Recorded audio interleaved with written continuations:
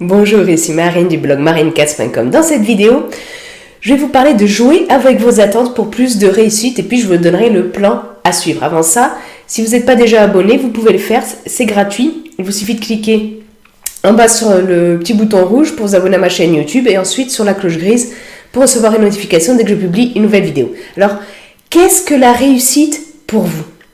On nous fait trop souvent croire que la réussite c'est quelque chose de figé, pareil pour tout le monde, alors que c'est tout le contraire.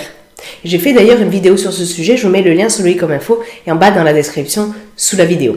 Donc il est important d'être au clair sur ce qu'est pour vous la réussite, pas pour les autres, et de ne pas tomber justement dans le piège de ce qu'on dit que c'est la réussite.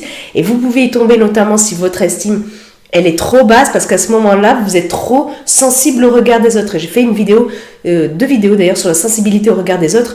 Vous avez le lien sous les comme info et en bas dans la description sous la vidéo. Et je vous mets aussi dans la description un lien vers mon livret dédié à l'estime de soi. Je vous l'offre avec plaisir, vous pouvez le télécharger, c'est gratuit. Et donc, votre définition de la réussite, surtout, elle doit s'appuyer et tenir compte de vos valeurs, de ce qui est important pour vous, de votre essentiel. J'ai fait des vidéos aussi sur tous ces sujets-là. Vous avez les liens en bas dans la description sous la vidéo. Et donc, tout ça, toutes vos valeurs, ce qui est important pour vous, votre essentiel, votre définition de réussite, c'est lié. Et plus c'est en accord, plus vous augmentez votre niveau de satisfaction dans la vie. Donc ça vaut vraiment le coup d'être au clair là-dessus. Mais ce qu'il faut bien comprendre, c'est que la réussite est une perception. Et plus votre définition de la réussite est personnelle, plus vous avez de chances de l'atteindre, la réussite, justement. Et la perception de la réussite est liée à vos attentes. Ce sont vos attentes qui conditionnent ou non si vous réussissez. Je vous donne un exemple. Par exemple, à l'école, vous n'aviez peut-être pas les mêmes attentes selon les matières. Moi, je sais que j'avais des attentes bien plus basses en latin qu'en mathématiques, par exemple. Peut-être que en français, votre attente, c'était si vous aviez au moins 10, c'était génial, vous réussissiez, alors que si c'était en histoire géo ou en maths, vous deviez avoir au moins 14 pour réussir, et peut-être que dans une autre matière, en sport, peut-être que si vous avez dépassé 5, vous étiez content. Donc, vous voyez, vraiment, vos attentes, elles bougent. Elles ne sont pas pareilles selon tous les trucs. Donc, en matière de réussite, vraiment, gardez à l'esprit que tout dépend de votre perception. Et c'est à vous de choisir vos attentes. C'est vous, en fait, qui choisissez vos attentes, même si vous ne vous en rendez pas compte. Mais la concrétisation ou non de vos attentes, la réussite, en gros, elle ne dépend pas uniquement de vous. Elle dépend, en revanche, de vos standards. Je veux dire, par exemple, peut-être que vous avez des attentes envers des personnes, qu'elles soient à l'heure, qu'elles soient aimables avec vous, qu'elles soient parfaites, etc. Mais bon, vous devez bien vous attendre aussi au fait que, tout comme vous, les gens ne sont pas parfaits. Et donc, ils vont ne pas respecter vos attentes. Vous pouvez justement jouer avec vos attentes. Peut-être que votre standard dans la vie, c'est vous dire « Ah, c'est bon... moi je suis contente si je ne me prends pas un point à la figure quand je parle à quelqu'un. Enfin, je veux dire, vous pouvez améliorer vos standards, je veux dire, à ce niveau-là. Et donc, faut vraiment prendre en compte que la différence entre vos attentes et vos standards, mais on va c'est comme comment dire, les minimalistes, Joshua Milburn et Ryan Nicodemus, ils disent abaissez vos attentes, mais augmentez vos standards. Donc c'est vraiment ça, par rapport à quelqu'un, vous pouvez baisser vos attentes et vous dire, ok, vous en attendez peut-être moins de la part des autres, mais dans le même temps, vous élevez vos standards, vous vous respectez plus, c'est-à-dire vous dites pas, c'est super si je me prends pas un point dans la gueule, et c'est super, hein, bien sûr, mais je veux dire, vous pouvez vous dire, je vais me respecter plus dans ma relation avec les autres. Je ne vais pas accepter qu'ils continuent de me traiter comme de la merde. Je vais leur dire, et s'ils continuent de le faire, je vais m'éloigner de ces gens-là. Donc, vous pouvez toujours attendre que les autres fassent un truc, mais je veux dire, ça ne dépend pas de vous. Alors que vos standards, eux, dépendent de vous. Et donc, vous pouvez ajuster vos attentes, les abaisser et élever vos standards. Et donc, la concrétisation de vos attentes, vraiment, il faut bien prendre en compte le fait que ça dépend énormément de paramètres extérieurs que vous ne contrôlez pas.